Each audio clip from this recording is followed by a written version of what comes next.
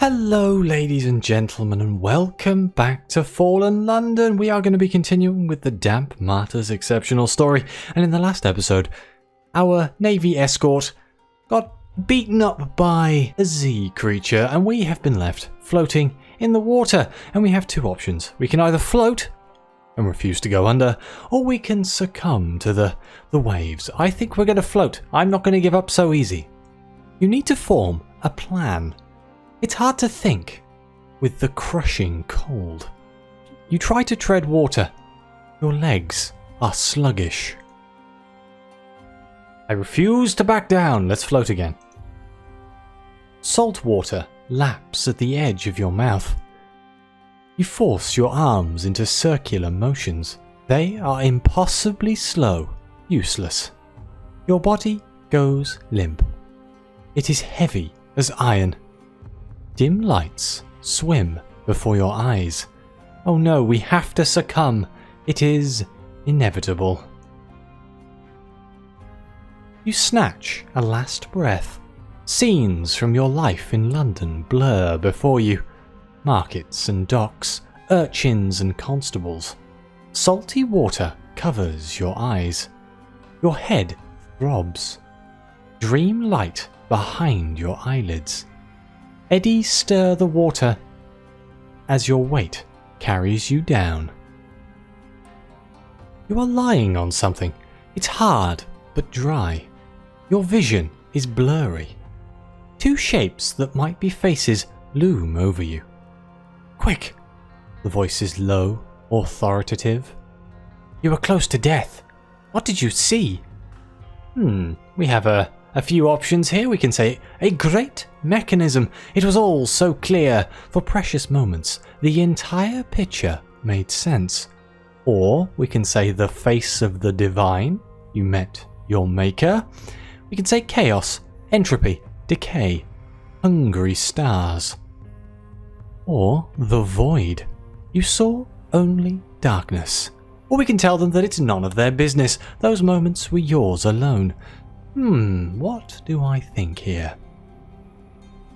Let's go with the face of the divine. That's a classic. Let's go with that. Collective exhalation fills the room at your answer. You blink and try to focus. There are more than 2 people in the tiny room. 8 or 9 others in monastic robes are crammed in, staring at you intently. You breathe hard. Your interrogator clicks his tongue and clears the room. Please forgive us. You are on the Samaritan, a vessel of the Circumcellion Brotherhood. We have a great curiosity about death. We fished you from the Z, icy and half drowned. The brothers and sisters were hungry for your insight. Your eyelids begin to droop. Sleep, sleep, heal. I will watch over you. You stir awake again. Your limbs feel stiff but intact. All your fingers and toes work. Welcome back. The voice you recognize from earlier belongs to a woman with long grey hair and a gentle manner. She rests on a stool in the corner of the cabin. You can get up. Might as well see if you can support your own weight. Your balance is off at first, but you quickly stabilize. The woman pushes a knobbly cane and raises herself from the stool. Good, she says. You're a strong one. Keep yourself in motion. Small steps. She gestures to the door. We are a religious community. You are welcome on the Samaritan. We can drop you off next time we make landfall. In the meantime, you may use this cabin, recover your strength, eat with us. She inclines her head and makes for the door. It does not seem quite the right moment to ask whether they have taken hostages. You stretch your back and roll your shoulders. Then head up on deck. The Circumcellion ship lacks the regimented activity of your previous assignment. It shows in places. A crude repair to the taffrail. A little slack in the riggings. but members of the crew still swab the deck and keep the ropes secured without anyone shouting at them. Curious faces watch as you poke around the deck. A couple of them make eye contact and nod as you pass. What do we have here? We can get our bearings around the ship. What are ship's rules? Who is the captain? And are they keeping the inheritrix chained up below decks? We can play cards, we can exercise on the deck, we can study the ship's operations, and we can take watch. Now, getting my bearings is only available for a short time, so I'm tempted to start with that one. You walk the decks from bow to stern. The bridge seems no more restricted than anywhere else on the ship. You ask a heavy-eyed greybeard about the captain. "Now, Captain," he says. "Decision to be made? The wiser brothers and sisters put their heads together." Before you turn away, you notice deep scarring on one side of his face. A quick survey below decks gives you the layout.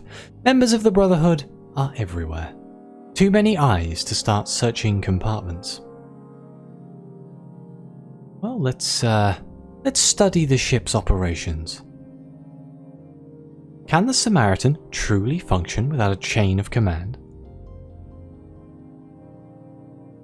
Upon extended study, the ship is not quite the anarchy it first appeared. Each member of the crew has a rhythm. Whether that be a session as a lookout or a few hours in the galley. The ship's condition would offend a Royal Navy captain, but it is far from decrepit. Occasionally you hear calls of, "Oi, give us a hand over here," or "Watch it, you need another couple bodies under that." Rarely does a crew member seem unwilling to help, and when they decline, the caller simply finds a different deckhand. You hear grumbles, but nothing that escalates to a grudge.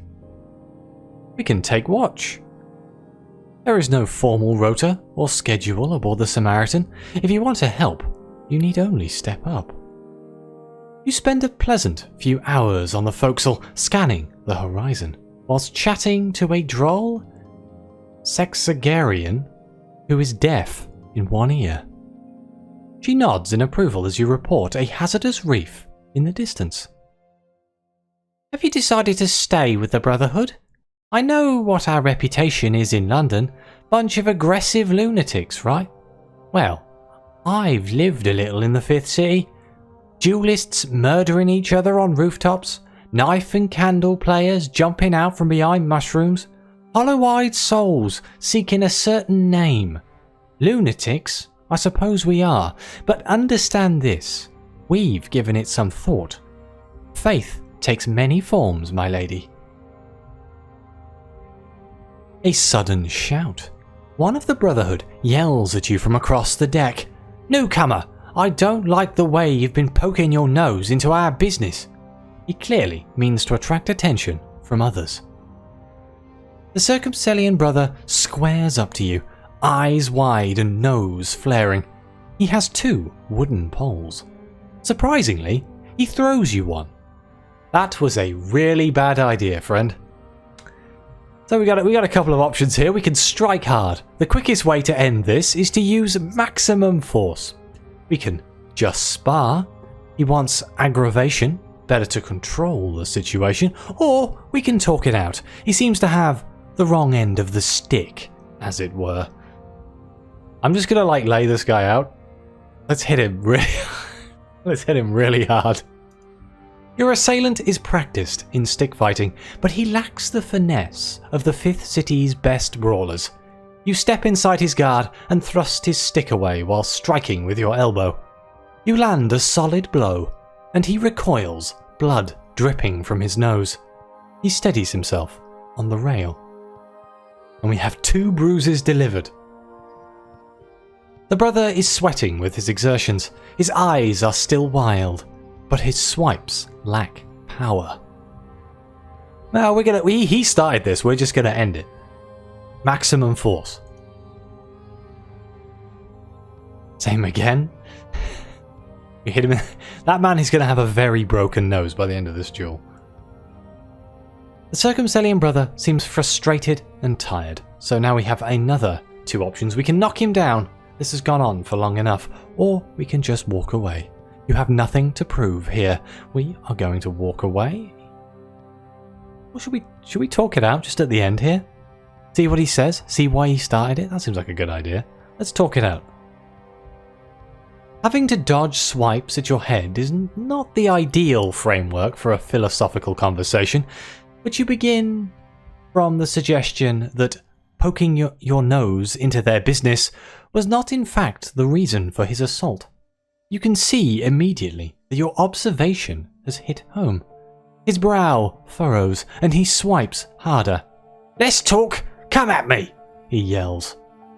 When you do not immediately respond, he throws his arms wide, offering you a free strike.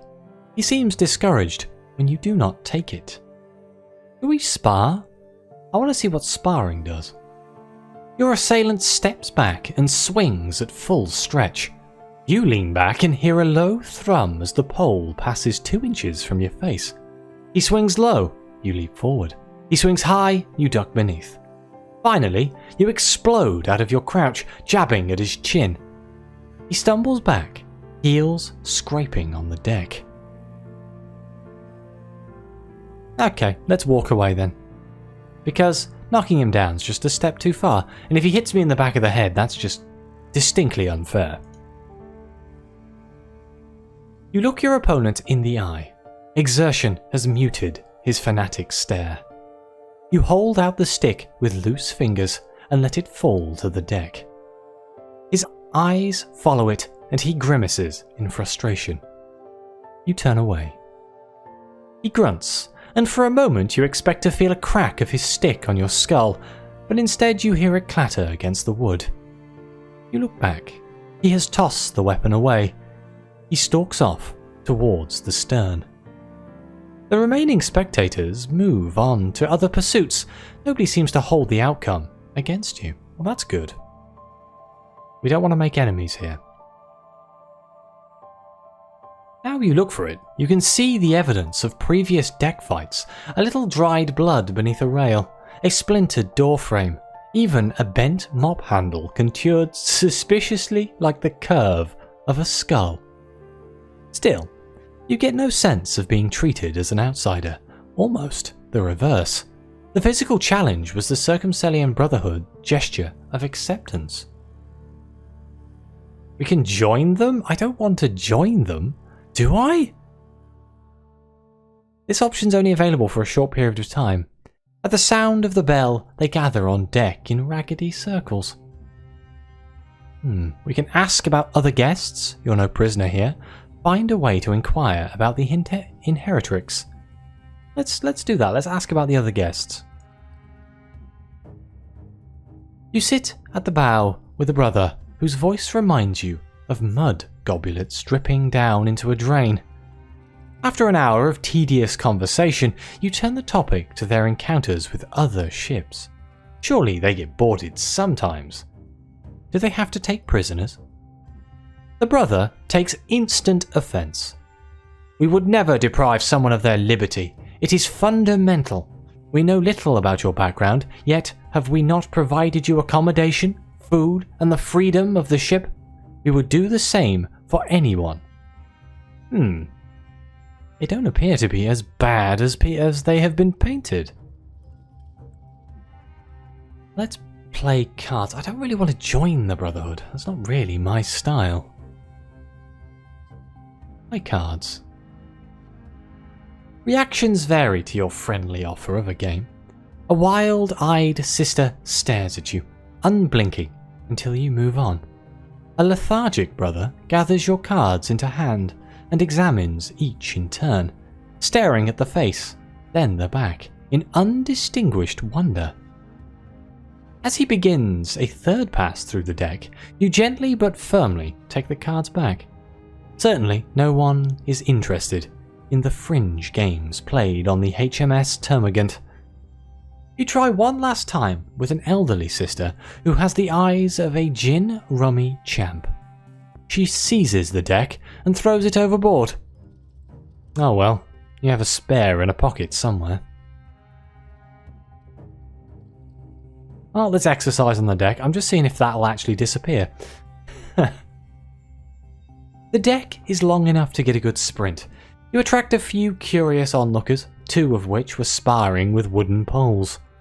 One moves into your path, and you are immediately alert for an attack, but she holds the stick at knee level to provide you with an impromptu hurdle. It is no trouble to someone with your agility. Next time around, she holds it slightly higher. Another couple of Brotherhood members join in, grins on their sun-weathered faces. You dance across the obstacles, and when one finally rises too high, you slide beneath it. The afternoon passes in friendly laughter. Ooh. Okay, so we managed to avoid joining them. That seems like a good idea. So, an unexpected sight. You stop in your tracks as a sister climbs up from below.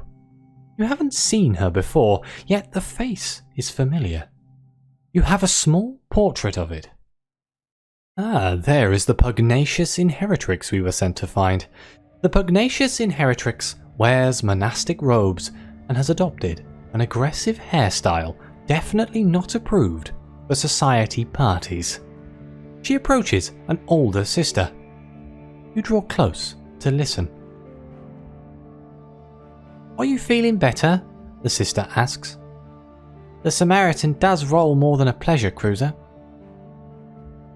"Let's say I purged physically as well as spiritually." The inheritrix touches her stomach. "I'm starving." The sister lays a hand on her shoulders. "You'll find that ship's biscuits in the galley. No more than one, or you'll bring it right up." Well, this changes things. The pugnacious inheritrix moves amidst the Brotherhood wearing a scowl. She is clearly part of the community, and yet she does not seem very pleased about it. There is no land in sight, and the situation is unpredictable. Perhaps you should proceed carefully. We can check the lifeboats. Let's check the lifeboats. I didn't make this mistake last time. There are 4 lifeboat stowing points on the ship. The ones to aft are both empty, the release mechanisms hanging open. The boat at fore and starboard has a hole the size of your fist. That leaves 1 working lifeboat. Perhaps a religious community looking for martyrhood are not too fussy about safety measures. But if you get an opportunity to extract the inheritrix in open sea, you had better get it right first time, unless we want to get a boat with a hole in it. Well, let's approach the inheritrix. She always seems to be about some errand. One might expect the daughter of an elite banking family to miss her luxurious residence and the attentions of a serving staff. But the pugnacious inheritrix seems to have embraced starboard life. She moves from deck maintenance to rope repair to cooking duties without complaint, although she seldom drops the scowl you first saw on her portrait at home. A candid approach, however, seems impossible. After her enforced stay below with seasickness, she surrounds herself with the Brotherhood. You catch her gaze twice, and she looks away without curiosity. That will have to do for now.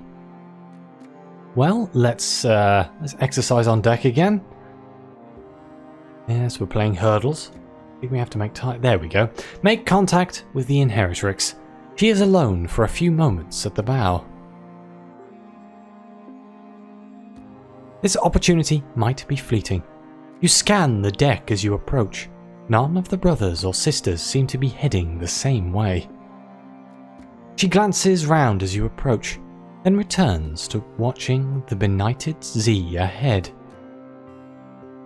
She does not shift to offer you a place at the bow, but she does not tell you to leave either. How will you approach this? So what do we have here? We can reveal our mission. There's no time to tiptoe around this subject. If you wish to wait, you may have another opportunity later. We can talk about doctrine, How does she really feel about this floating religious community? Or we can confess desire for her. She might be willing to run off with a potential lover, whether their feelings are genuine or not. Let's ask about doctrine. You open with a small remark about evangelism. The pugnacious inheritrix looks over her shoulder again, then shifts around to face you. Her voice is cultured and forceful. I don't believe evangelism is the way to convert people. We all need to find our own route to faith. If I had someone lecturing me as a child to join this ship, I would have made it a life goal to never step on board. You share some experiences from London, where you were at odds with one authority or another. She nods, comfortable with this shared background. A brother draws close with a lantern, peering over the rail to inspect the hull. He lingers near the bow. You have made as much progress as you can for now, but future contact with the inheritrix should be easier. What do we have now then?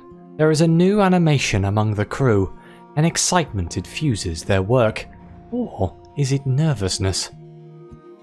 You gather the Circumcellion vessel is entering a recognized shipping lane. What could possibly go wrong? Let's talk to a spiritual leader. For fanatics, they seem very democratic, but some have gone deeper with the scriptures than others.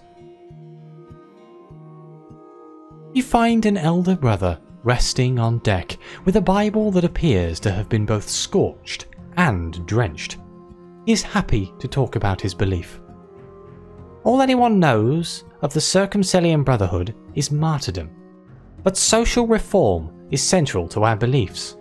Debt inevitably leads to slavery. London's citizens are enslaved by their echoes. He gestures at the cabin roof. The city's very existence here is the result of debt and obligation. Take my advice, friend from the water.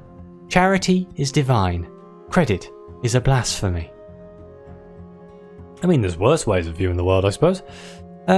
Let's discuss our brush with death. The pugnacious inheritrix is curious about something. One of the brothers told me what you said when you woke up, after we dragged you from the water. Will you tell me? You look at her face, serious and anxious to understand. You put together a few words to describe what you saw, and where you lack inspiration, you draw it from her own features. The inheritrix blinks. Do you think we all see a different face? Does eternity reflect something of ourselves? You can only concede it is a possibility. She retreats, deep in thought. Perhaps this will help her trust you. Alright, well, let's take a watch. Yep, we're at the forecastle again. Ship ahoy! There, on the horizon, lanterns swing on its wheelhouse. The ship is a merchantman, riding low in the water and steaming for London. The Brotherhood stir around you, eyes gleaming. As the distance closes, they take up crude weapons. Hang on a minute, I thought you said charity was divine. This is theft. Oh, gods. Well, this explains why the Admiralty wants them. Oh dear. So we have three options. We can join the raid. A little straightforward violence might break the monotony and raise your standing with the Brotherhood. We can stay away. You can't hope to mitigate the damage done by a ship of fanatics, but nobody is demanding that you join in. Or we can try and escape with the inheritrix.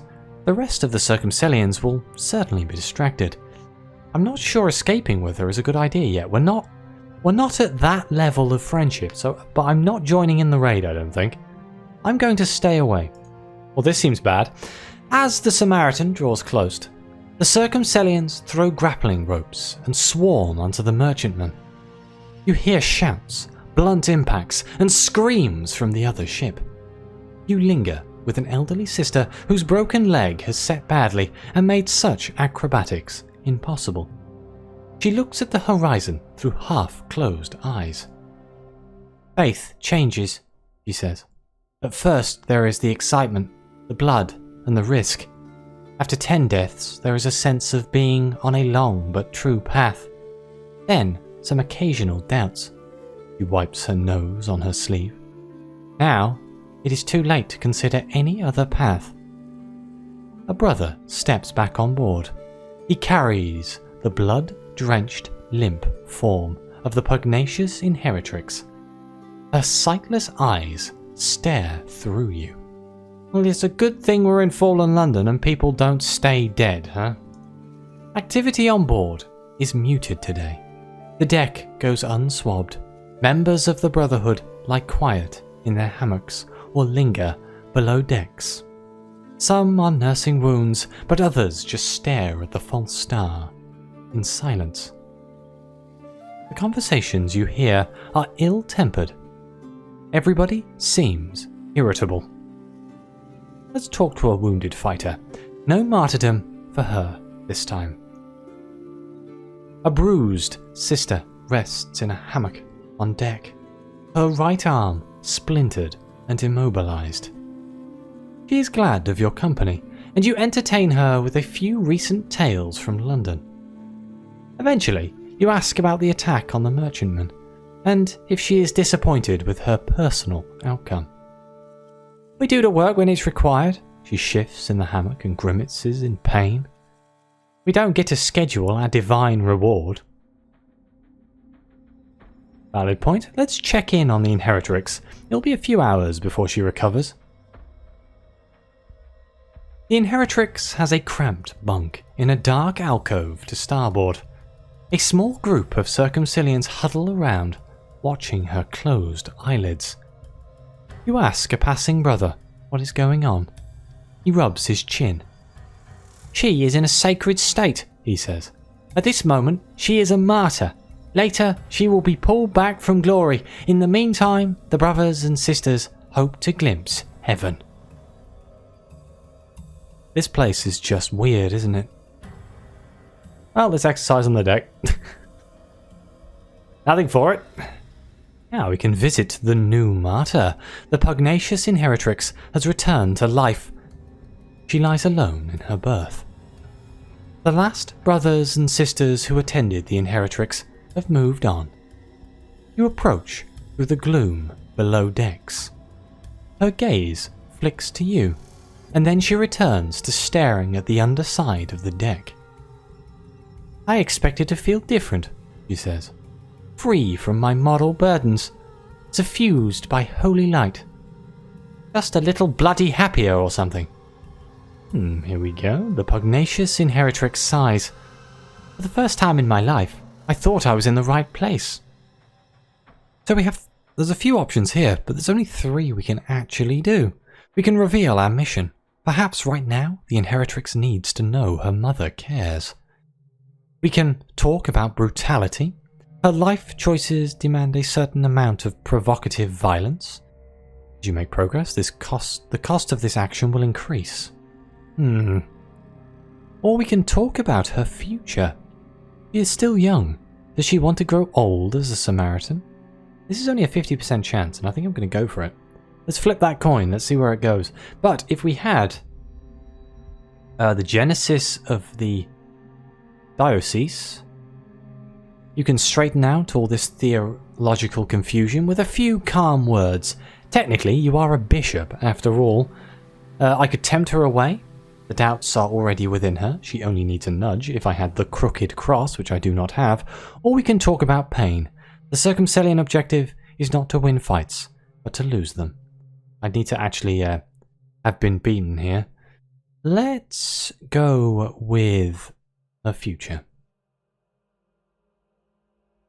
You ask if she sees companionship here. A relationship, maybe. The question seems to catch the inheritrix off guard. The kind of people my mother introduced me to were awful, boasting about their wealth, their staff, their houses, their wardrobes, the value of their libraries rather than the contents. I never met anyone I was ever faintly attracted to. I always wanted to expand my options. He looks around the compartment. Not that I see many here. No offense intended. so we can still reveal our mission or talk about brutality. Let's just reveal our mission here. What? The inheritrix sits up and stares at you. What? She bursts into laughter and lies back in the berth. I thought you were just some clueless Londoner who fell off a ship, but you're here to rescue me from the evil clutches of the Brotherhood? Well, I have to tell you, I don't know if I want to be rescued. Her gaze clouds over, and for a minute you think she might cry. How is she?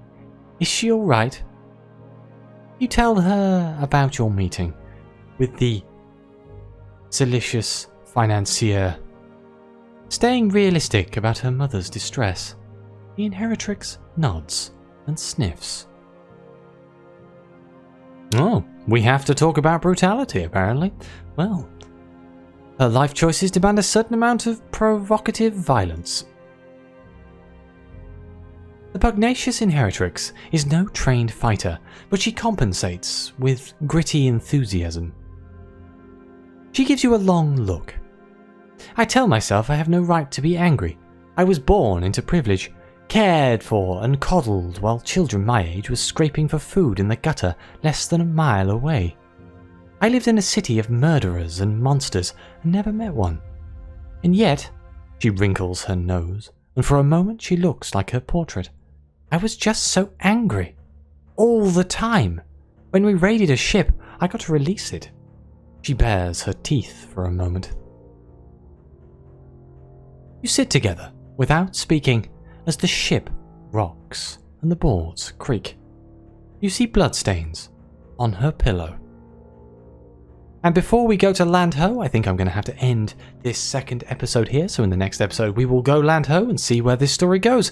Thank you very much for watching. Please like and subscribe. Let me know what you think. Your comments are greatly appreciated. And as always, I'll see you next time.